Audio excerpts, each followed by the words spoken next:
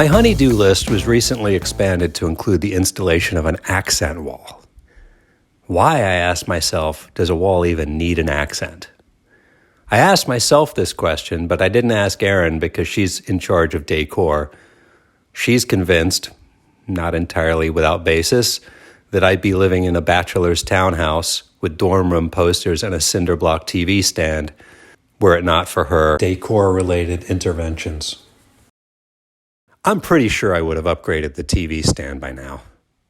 The main reason I didn't ask Erin why the wall needed an accent is that her decorating ideas rarely misfire, and I almost inevitably agree later on those occasions that I didn't initially share the vision.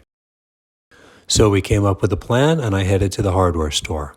A plan's obviously critical. Sketch it out on a sheet of paper, determine the pattern you're going to use, the materials you're going to need, and all the measurements.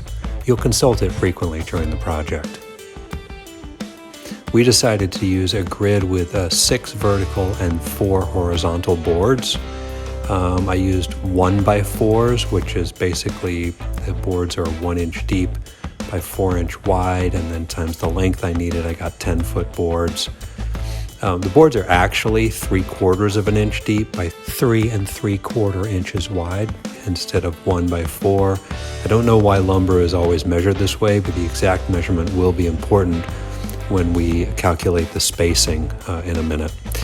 When buying the lumber, straight is absolutely critical. You really want it to be both straight-sided, so it doesn't look wavy on the wall, and also flat so that it lays flat against the wall. The next issue is how you're going to attach the wood to the walls. I decided to use a combination of an FRP type adhesive and brad nails. I thought of several other options. One was to use liquid nails or similar adhesive. I think that's too strong. If you ever decide to remove the accent, you'll essentially have to remove and replace the drywall. Another option was to use drywall screws without adhesive, but the screw heads are so big it would be almost impossible to cover the imperfection caused by the screw heads and the wood filler, especially if using gloss or semi-gloss paint. Brad nails won't be nearly as obvious as drywall nails. So because of that, I also needed a nail gun. You need a saw. The cuts need to be very straight, so I would recommend using a miter saw instead of a handheld circular or manual saw. My father-in-law had a miter saw, so I didn't have to buy a wrench. Thanks, Bill. You'll also need a level, paint for your accents, and just to be on the safe side, get yourself some wood filler, sandpaper, and tack cloth. Next, you need to figure out the spacing of the grids. The best way to do this is to measure the wall or area of the wall that you want to cover with your accent. If you're only doing the top half of the wall, only measure that area. So our wall was 120 inches high by 156 inches wide. Next, you decide the grid pattern, number of vertical and horizontal lines that you want to create. Including the outside frame, we used a 6 vertical by 4 horizontal grid pattern. To determine the spacing of the boards, subtract the sum of the board widths from the total area to figure the total amount of space between the boards. You then divide the total amount of space between the boards by the number of spaces, which is always 1 less than the number of boards, to get the spacing between each board. So for our vertical board spacing, we had a 156-inch wall, and I had 6 3.75-inch wide boards. That's where the critical difference between 4 inches versus 3.75 actually matters. You take the 156 minus the 6 times 3.75, so that's the same as 156 minus 22.5 equals 133.5 inches of space. You divide that 133.5 by the number of boards minus 1, so you divide 133.5 divided by 5, and that gives you 26.67 inches between each vertical board.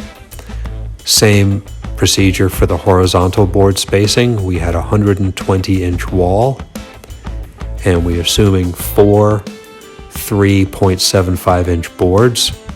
So the 120 minus 4 times 3.75 is the same as 120 minus 15. Gives you 105 inches of space. You divide that by the number of boards minus 1. So here 105 divided by 3 equals 35 inches between each horizontal board. And now you're ready to get started.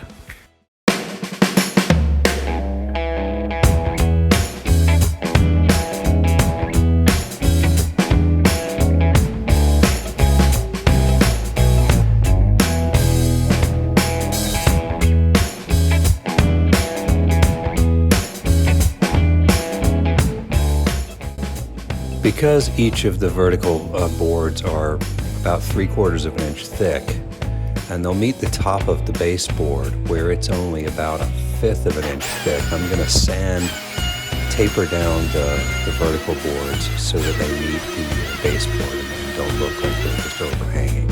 I start with a rough grit sandpaper so I can get rid of a lot of the excess wood. At the end I switch to a fine grit sandpaper for the final smooth finish.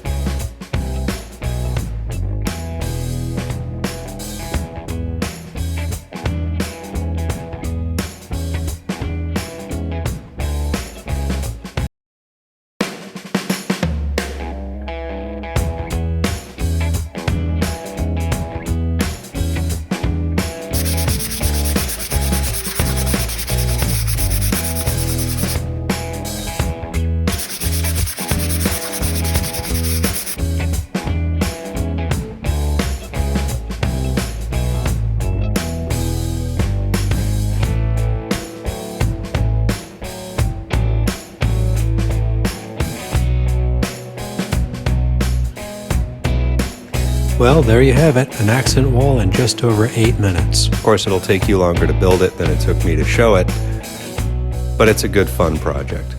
I hope you enjoyed the video.